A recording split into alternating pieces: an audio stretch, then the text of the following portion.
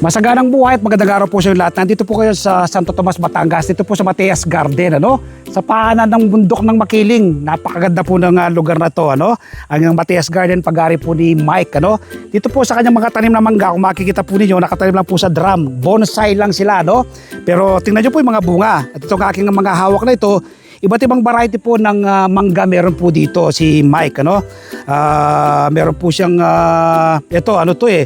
Queen Mango. Ito, abang nakalimutan kong tawag dito, Tapos yan, ibang variety po ng mangga. Anong variety ito, kuya? Peach mango. Ito, peach mango. Kala mo apple siya, Pero napakatamis po nito. So, tinanim po ni Mike ito. Anong pamamaraan ito? Grafting, Grafted, So, kaya naman po kahit maliit lang siya, meron na silang bunga, Sa mga gusto pong maka-avail ng ganito karaming kagandang mangga, kahit maliit pa lamang may bunga na, i-follow nyo po yung page ni Mike, Mateas Garden. Dito po yun sa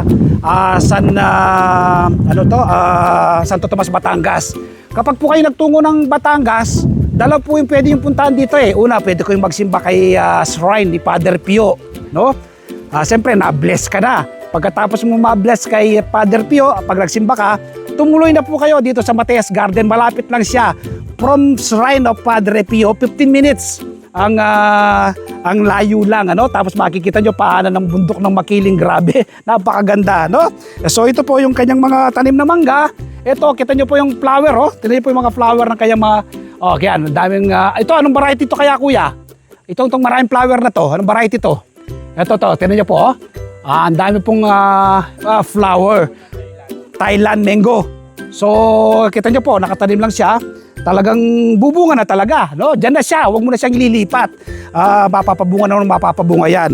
So sa mga gusto pong maka-avail nito, na ganito kagandang mga variety na mangga, mga rare na mangga, i-follow nyo po yung page ng Mateas Garden, sa paanan ng bundok ng Makiling. Gaya ng banggit ko, kapag katapos yung magsimba kay Father Pio, dito na kayo tumuloy. Tingnan nyo po yung bundok Makiling. Ang ganda po ng view rito. Mamamasyal ka na, ma-enjoy mo na yung ambience, at siyempre, ma-enjoy mo pa yung mga tanim ni Mike, ng Mateas Garden. Gaya ng aking mga hawak ngayon, tingnan niyo po, talaga naman, ma-amaze ka sa kanyang mga tanim.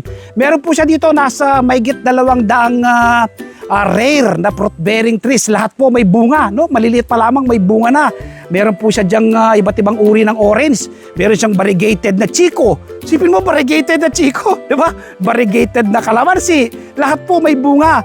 Kapag pumunta po kayo rito, talaga namang masisiyan kayo at mag-enjoy po kayo, Invite ko po kayo this coming Sunday, panoorin po yung aming TV show. Tiyak po ma-inspire kayo, ma-educate at ma-motivate sa pagtatanim kapag napanood po ninyo si Mike. Mapapanood po ang ating TV show, Masaganang Buhay, alas 7 hanggang alas 8 ng umaga sa 1PH Signal TV Channel 1 and TV5. Kapag Tuesday naman po, umagap kayo ng kopya ng Pilipinos Tan ngayon. Isa po sa i-feature natin si Mike, itong kanyang Mateas Garden.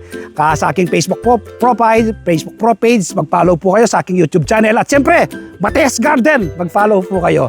Happy farming, bye-bye. God bless.